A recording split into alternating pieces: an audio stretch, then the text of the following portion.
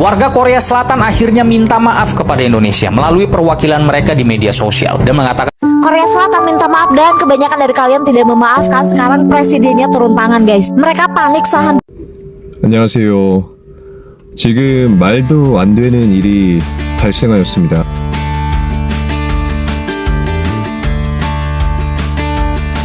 Hey, ketemu lagi dengan Rizka Yuni belakangan ini. Media sosial lagi rame banget ngebahas sebuah unggahan yang mendadak masuk FYP. Unggahan itu datang dari perwakilan warga Korea Selatan yang secara terbuka menyampaikan permintaan maaf kepada Indonesia dan negara-negara Asia Tenggara. Dalam videonya, ia dengan tegas bilang kalau kejadian rasisme terhadap netizen Asia Tenggara itu nggak bisa dibenarkan sama sekali. Menurutnya, komentar merendahkan, hinaan, dan stereotip yang sempat muncul di media sosial seharusnya tidak pernah terjadi. Apalagi di era digital yang katanya sudah modern dan terbuka. Ia juga menegaskan bahwa tindakan rasis tidak mewakili seluruh warga Korea Selatan.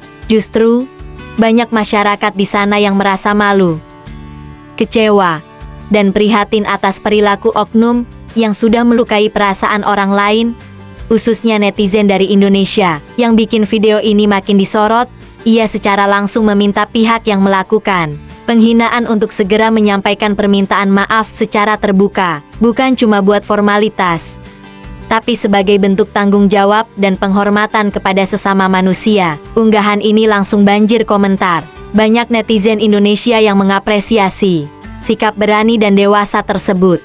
Enggak sedikit juga yang bilang kalau inilah contoh klarifikasi dan permintaan maaf yang seharusnya, tanpa menyalahkan keadaan atau bermain aman. 안녕하세요. 지금 말도 안 되는 일이 발생하였습니다. 한국인 한 명이 인도네시아를 모욕하고 인종차별하는 일이 발생했습니다. 절대 있어서는 안 될 일이에요. 사과해야 합니다. 인도네시아를 사랑하고 좋아하고 인도네시아에서 살고 계신 분들도 많습니다. 왜 인도네시아를 욕하고 인종차별하는지 전혀 모르겠습니다. 그런 바보 같은 행동은 당장 멈추시고 지금 바로 사과해야 합니다. 저도 한국을 대신해서 대신 사과드린다고 말씀드리고 싶습니다. 인종차별은 절대 있어서는 안 될 일입니다. 지금 당장 사과하십시오. Halo warga ASEAN, karena Ramadan telah tiba, saya mewakili 한국 netizen ingin meminta maaf sebesar-besarnya atas caci maki kami ke kalian. Semoga hal ini tidak terulang lagi. Selamat menunaikan ibadah puasa. Makasih, salamhe.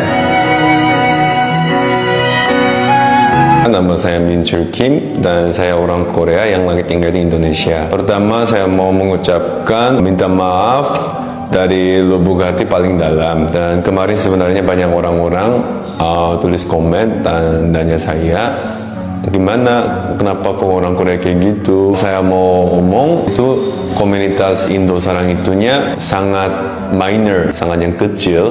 Terus bukan semua orang Korea pikir seperti itu. Ya, saya sangat sedih dan misal nanti saya akan pasti janji, misal nanti ada orang yang omong kurang lebih seperti itu tentang Indonesia, saya pasti akan marahin sama dia, terus saya akan perbaiki pikiran dia. Pasti saya akan janji sama kalian juga. Oke, jadi saya mau sampaikan hal ini khususnya ke kalian yang nonton konten saya, dan ya sangat minta maaf tentang hal ini. Permintaan maaf netizen Korea Selatan ini langsung mendapat ragam komentar dari netizen Indonesia.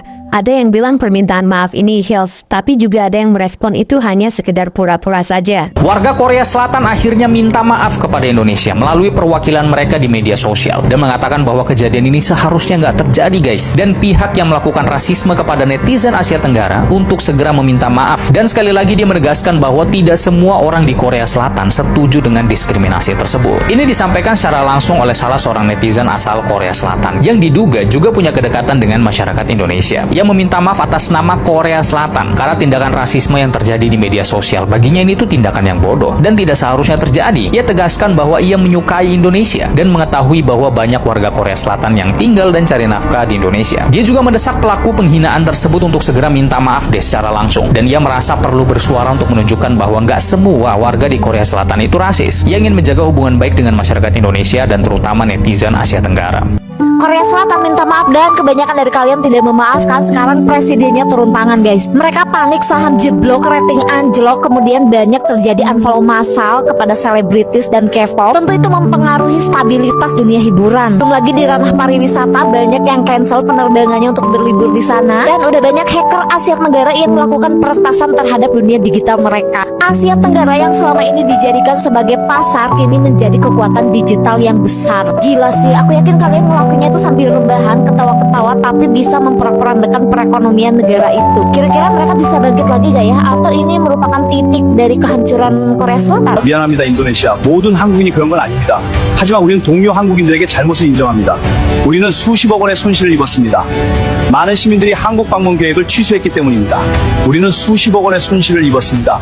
많은 시민들이 한국 방문 Update lagi mengenai perang antara Korea Selatan kini vs netizen Siabling ya kawan-kawan. Nah, jadi pihak negara Korea ini sudah mulai notis ya, bahkan sudah menotis mengenai adanya suatu perseteruan yang terjadi di dunia online ya. Dan maka ini Korea menyatakan bahwa harus menindak tegas kepada orang yang bertindak rasis di media sosial tersebut ya.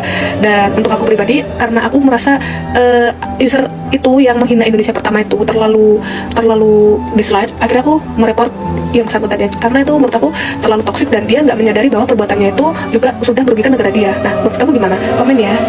Guys, tampaknya kemarin dari siblings ini mulai didengar. Buktinya banyak video permintaan maaf dari Kines ini bermunculan. Tapi mari kita bedah mana permintaan maaf yang tulus dan mana permintaan maaf yang manipulatif. Pertama, video permintaan maaf dari Hero Kim. Ini contoh permintaan maaf yang benar. Dia mengakui sebagian warganya rasis, menegaskan itu salah, dan minta maaf. Titik. Tidak ada pembenaran sama sekali. Dan yang kedua, video dari cowok ini. Dia bilang bahwa balas dendam itu bukan solusi. Jelas ini adalah pengalihan isu yang disebut sebagai tone shifting. Dia mencoba menggeser rasisme dan tindakan sara yang dilakukan oleh sebagian warganya ke cara netizen kita marah. Karena permintaan maaf yang tulus itu fokus pada kesalahan pelaku, bukan mencari celah agar korban kelihatan ikutan salah. Dan makanya guys, membalas tindakan rasisme dengan rasisme itu adalah tindakan yang sangat blunder dan keliru. Itu justru menjadi amunisi buat mereka melakukan playing victim seperti yang dilakukan oleh cowok kedua tadi. Karena di seluruh dunia ketika konsumen ini merasa direndahkan dan terhina, publik berhak menentukan sikap. Ada salah satu langkah yang cukup rasional, legal, dan juga sah, mencabut dukungan. Pun jika mereka tidak memiliki itikat untuk memperbaiki diri atau merilis surat pernyataan resmi dari institusi formal. Dan ya, intinya tidak perlu hina fisik, tidak perlu jadi mereka, cukup diam tapi berdampak. Case loss.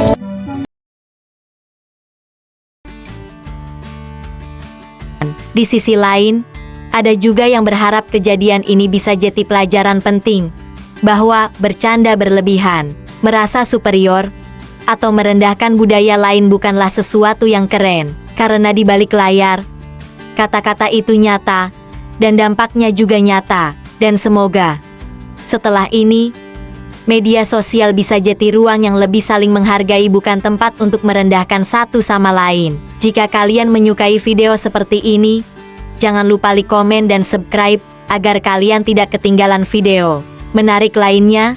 Terima kasih sudah setia dengan Rizka Yuni. Sampai bertemu lagi di video selanjutnya.